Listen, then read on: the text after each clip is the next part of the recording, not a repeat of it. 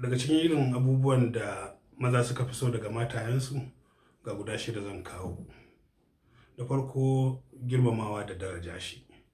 Da ɗaya a duniya babu abin da miji ya fi so daga matarsa kamar biyayya da girmama shi da kuma ba shi daraja, ko da kuwa yana da kurakurai. Kada ta riƙa yi masa magana mai kaushi ko ta raina ra'ayinsa, musamman baya so matarsa ta raina ra'ayinsa a cikin jama'a.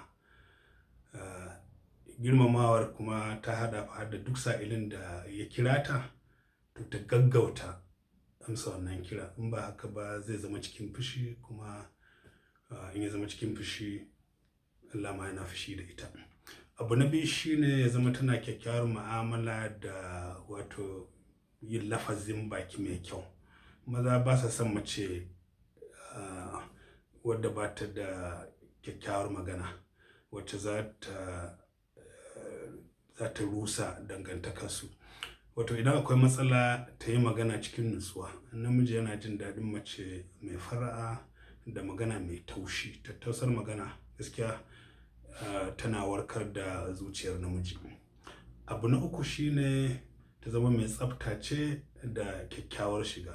Namiji yana son matarsa ta kasance mai tsafta da ƙamshi da kyakkyawar shiga, musamman a gida. Mace mai tsafta tana ƙara daraja da mutane, wato mijinta. Kuma tsaftan nan ba sai lalle fa da kaya masu tsada ba. Mata da yawa za a ga sun yi ado amma da kaya mai arha, wasu ma sai su ɗauka kayan nan tsada ne da su. Don haka ba sai lalle da kaya mai tsada za a iya ado ba. A gaskiya mijin da ke jin daɗin ganin matarsa bai cika damuwa da kallon wata matar a waje ba. Indai Allah ma yake shi, ita matar gida ya kamata ce kullum in namiji ya fita Allah yake ya dawo gida ya ga haske, wato ita ce hasken. Amma idan mutum ya dawo gida ya ga matarsa batsatsa, da gaskiya wannan yana ɓata masa rai matuƙa da gaske. Abu na hudu shine ta rika goya masa baya da tausaya masa, musamman a yayin da yake shiga ko ya shiga cikin wani garari.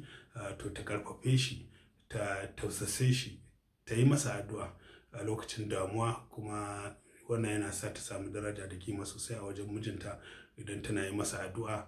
Allah yana buƙatar addu'ar nan ko baya buƙata, kuma dai kowa yana buƙatar addu'a. In zai fita aka yi masa addu'a, in ya dawo an masa sannu da zuwa, an ɗan karɓi abin da ke hannunsa an kai mashi, an fita da shi waje zuwa gate, ko kuma ya dawo an yi sauri an karɓi abin da ya zo da shi. To wannan gaskiya yana burge miji, kuma wato namiji kuma yana jin daɗi. Abu na biyar shine ta zamana mai sauƙin hali ce da kuma haƙuri da abin da ya samu. Wato shi namijin kirki ko mijin kirki kullum babban burin shi shine ya zai gamsar da gidansa, ya zai wadatar da gidansa, ya zai biyar da gidansa daɗi. To idan ya zamana ba a haƙuri da shi, ba a wato sassauta hali, sai ya ga kamar ba a wato yabawa da irin ƙoƙarin da yake yi kenan. Don haka a rage ƙorafe-ƙorafe.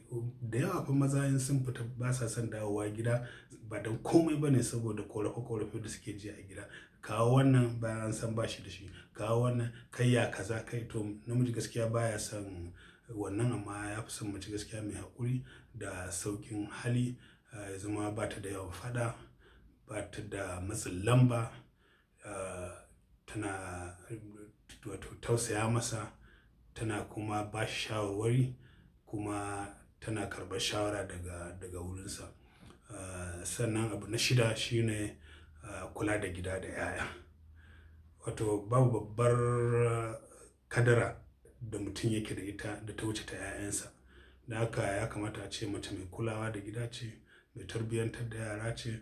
Wannan tana sa ta ƙara daraja gaskiya a idanun mijinta. Don haka dai mata su kiyaye waɗannan abubuwa, cewar maza suna buƙatar girmamawa, suna buƙatar kyakkyawan lafazi, suna buƙatar tsafta da ƙamshi, suna buƙatar goyon baya, sannan da sauƙin kai da kuma kula da gida. Allah Ubangiji ya sa mu dace. Kada a mance da subscription da kuma turawa mutane da kuma yin comment.